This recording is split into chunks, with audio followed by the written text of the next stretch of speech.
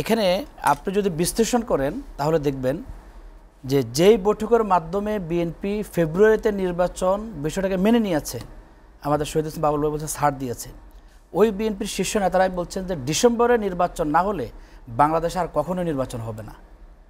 তো এই দুটির মধ্যে একটা মতো পার্থক্য লক্ষ্য করা যাচ্ছে। তবে তারেক রহমান লন্ডনে থেকে যাদেরকে দিয়ে জনাব ডক্টর মোহাম্মদ ইউনূসের সাথে সংলাপ করাতেন, তাদের কাছ থেকে তিনি কি মেসেজ পেতেন বা তিনি কি মেসেজ কনভয় করতেন, এই সংলাপের মাধ্যমে বোঝা যাচ্ছে তারেক রহমান তিনি ডক্টর ইউনূসের কথা কনভিন্স হয়েছেন, কিন্তু ওনার নেতাদের দিয়ে হয়তো তিনি এই মেসেজটা সেভাবে নিতে পারেননি। এটা একটা গুরুত্বপূর্ণ থিং। জামাত ইসলামের যে বিষয়টা বলছেন যে সেটা হচ্ছে বিদেশে বা যে কোনো জায়গায় এদেশের যে কোনো শীর্ষ রাজনৈতিক নেতাদের সাথে কথা বলা যেতে পারে, রাষ্ট্রের সূচিতে যৌথ বিবৃতি হবে সেখান থেকে বিবৃতি প্রকাশ করা হবে, সেটা কিন্তু সূচির মধ্যে ছিল না। তো সেখানে ওখান থেকে বিবৃতি না দিয়ে জনাব ডক্টর মোহাম্মদ ইউনূস তিনি যদি দেশে এসে আরও বিভিন্ন স্টেক হোল্ডারের সাথে কথা বলে যদি জিনিসটাকে প্রকাশ করতেন, এটার সৌন্দর্য যদি আরও অনেক বেশি বেড়ে যেত বা ওই গুরুত্বটা আরও বেশি তাৎপর্যপূর্ণ হতো। এখানে অনুরাগ প্রকাশের বিষয়টা এভাবে আসছে যে ডিসেম্বর থেকে জুনের মধ্যে নির্বাচনের বিষয়ে তিনি আগে বলেছেন, এর মধ্যে এপ্রিলে নির্বাচনের কথাও আসছে, এর মধ্যে কিছু সমালোচনা হচ্ছিল। তো এই সমালোচনাটা তিনি সেখানে গিয়ে একমত হয়ে গেলেন, কিন্তু এখানে যে আরও অনেক রাজনৈতিক দল আছে তাদের সাথে আলাপ আলোচনার সুযোগটাকে তিনি একতরফাভাবে মানে ওখান থেকে ঘোষণা দিয়ে দিলেন। কিন্তু সেখানে ঘোষণা না হয়ে এদেশে এসে যদি ঘোষণা দেওয়া যেত তাহলে ভালো হতো। এখানে আরেকটা বিষয় দেখেন, বিএনপির শীর্ষস্থানীয় নেতা যারা ডিসেম্বরে নির্বাচন না হলে আর কখনোই নির্বাচন হবে না, এই ঘোষণা কি তারা ব্যক্তিগত দিয়েছেন নাকি তারেক রহমান ওনার নির্দেশনার আলোকে দিয়েছেন? আমরা তো বিশ্বাস করি যারা তত্ত্বাবধায়ক সরকার প্রধানের সাথে সাক্ষাৎ করতে যান নিশ্চয় তারেক রহমানের সাথে কথাবার্তা বলে যান, সেখান থেকে আবার যখন ফ্রেশ ব্রিফিং করেন তখনও কথা বলেন। ওয়ালটন আবারও মিলিয়নিয়ার অফারে ওয়ালটন ফ্রিজ কিনে আপনিও হয়ে যেতে পারেন মিলিয়নিয়ার। তাহলে এই আলাপ আলোচনার সূত্রপাতের জায়গাটা, আলাপ আলোচনার সুফলটা জাতি তো আরও আগে পেতে পারত, ধোঁয়াশার মধ্যে থাকতো না, আন্দোলনের হুমকির কথা আসতো না। কেন আসলো? আমার মনে হচ্ছে এখানে তাদের নেতাদের মধ্যে কোনো গ্যাপ আছে। আরেকটা বিষয় হচ্ছে রাষ্ট্রের যে কোনো গুরুত্বপূর্ণ সিদ্ধান্ত, দেশের সিদ্ধান্ত দেশের মাটিতেই প্রকাশ করার মধ্যে সৌন্দর্য অনেক বেশি, তাৎপর্য অনেক বেশি।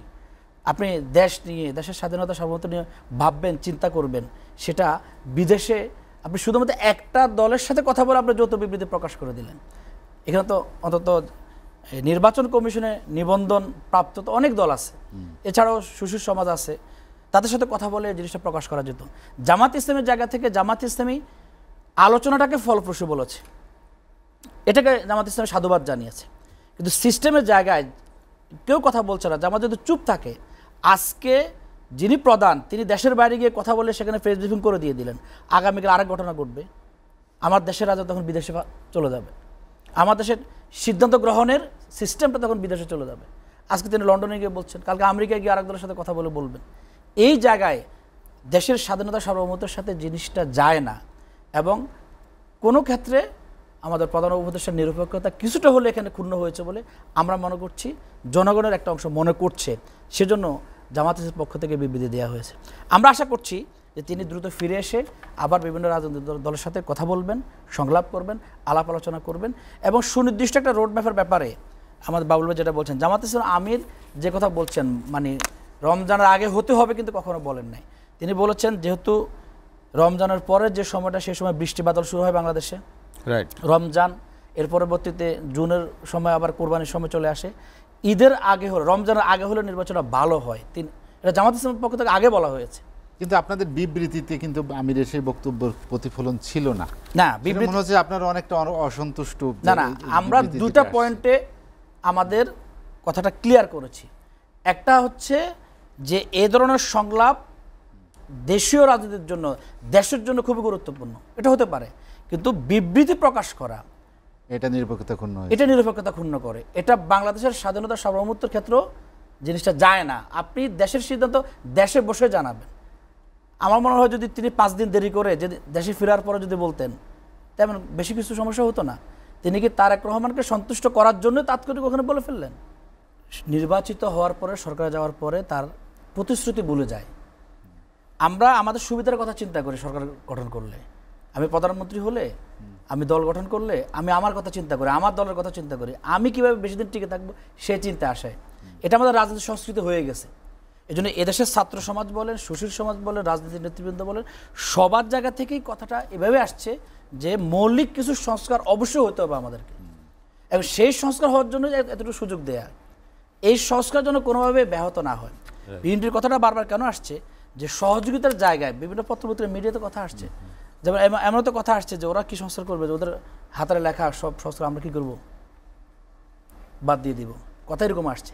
যদি কথা এর পরবর্তীতে আবার এটা ব্যাখ্যা দেওয়া হয়েছে যে না আমরা আসলে কথাটা এভাবে বুঝতে চাইনি, কিন্তু কথা যেভাবে হোক, যে জনগণ রাজনীতি দেখে আতঙ্কিত হয়, হতাশাগ্রস্ত হয় এবং রাজনীতিবিদদের উপর আস্থা রাখতে পারে না, ভরসা রাখতে পারে না, ওই রাজনীতিবিদদের মুখ থেকে যখন জনগণ শুনে এই সংস্কার আমরা মানি না, এই সংস্কার হতে দিব না, ডিসেম্বরের নির্বাচন না হলে আর জীবনে কখনো নির্বাচন হবে না, এখনো পদত্যাগ করতে হবে, এটা বোধহয় ইয়াসির ভাই বিএনপির কোনো নেতা বলে নাই যে ডিসেম্বরের নির্বাচন হলে বাংলাদেশে আর কোশ্চিনকালে নির্বাচন হবে না। আমি বলবো একটু নার্স আসবেন, সংখ্যা প্রকাশ করেছে, সংখ্যা প্রকাশ করছে ডিসেম্বর নির্বাচন হলে পরবর্তীতে কোনো ঝামেলা এই যে আপনাদের যে নেতাকে শোকজ করা হয়েছে তিনিই বলছেন, শামসুজ্জামান দুদুভাই বলছেন যে ডিসেম্বর নির্বাচন হলে আর বাংলাদেশে কখনো নির্বাচন হবে না।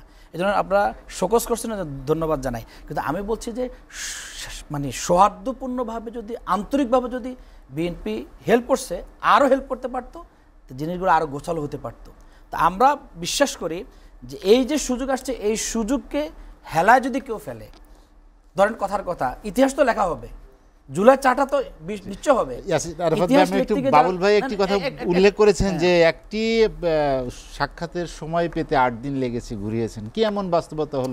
আমি সেটা জানি, সে ব্যাপারে আমার উত্তর দেওয়ার, যে শীর্ষ নেতার সঙ্গে সাক্ষাৎ করতে লন্ডনে যেতে হলো। আমি বলছি যে ঠিক আছে, আমি আসলে এটা জানি না, এই জন্য আমার মন্তব্য করার এখানে সুযোগ না। আমি বলছি যে এই সময়ে ইতিহাস জুলাই 4টা যদি নাও হয় কোনো কারণে, কাদের কারণে হলো না, সংস্কার যদি না হয়, সুযোগ আসছে, কাদের কারণে হলো না, ইতিহাসে কিন্তু সেটা লেখা থাকবে। সুতরাং ইতিহাসের অন্তর্ভুক্ত হওয়ার জন্য সবার ভূমিকা পালন করা দরকার। এই দেশ আমাদের, রাষ্ট্র আমাদের। আমাদের রাষ্ট্রের রাজনীতি কীভাবে হয়েছে 53 বছরে?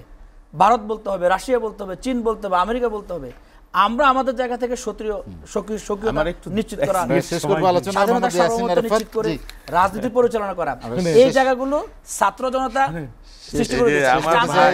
বাবুল ভাই একটা কথা বলি, বাবুল ভাই ছাত্র দলের ভারপ্রাপ্ত সভাপতি ছিলেন, সিনিয়র সহসভাপতি ছিলেন, ওনাকে আমাদের কাছ থেকে দেখা, ওনাকে এই ফরিদপুরে একটা আসন ওনার নিজের আসন থেকে পরিবর্তন করে আর এক আসনে দেওয়া হয়েছে। বাবুল ভাই সেটা মেনে নিয়েছেন, আমি যতটুকু জানি। তো বাবুল ভাইদের মধ্যে উদার রাজনীতির দল ব্যক্তি বিএনপিতে কয়জন আছে? আজকে বাবুল ভাই যে কথাগুলো বলছেন, সে সংখ্যা হয়তো বেশি, সেজন্য তারা এত সংস্কারের প্রস্তাব দিতে পেরেছে। বাবুল ভাইদের মতো রাজনীতিবিদ যদি বিএনপিতে বেশি থাকে, দেশের জন্য, দেশের মানুষের জন্য, রাজ্যের জন্য কল্যাণ হবে, ভালো হবে।